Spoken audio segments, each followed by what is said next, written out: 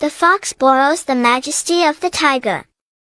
One day, a tiger saw a sleeping fox under a tree, so it ran quickly to the fox and caught it. The fox woke up in fear, but it quickly calmed down. "How dare you try to eat me?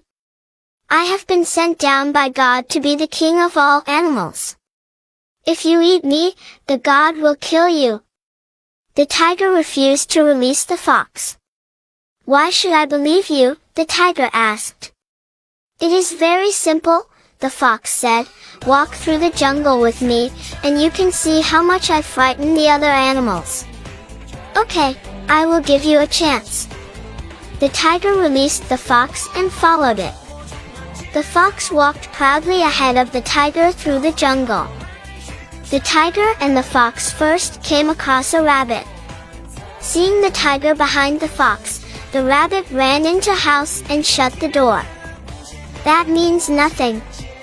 The tiger thought, "The rabbit is so small and weak." The tiger and the fox then came across a deer drinking water by a river.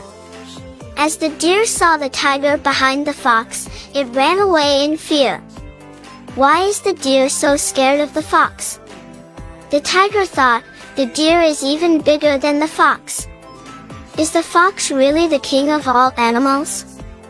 The tiger and the fox then came across a crocodile on a river bank.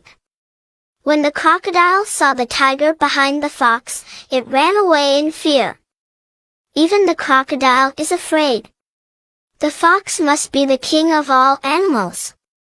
The tiger thought, "I am sorry for my rudeness, my king," the tiger said to the fox. "You can order me to do anything."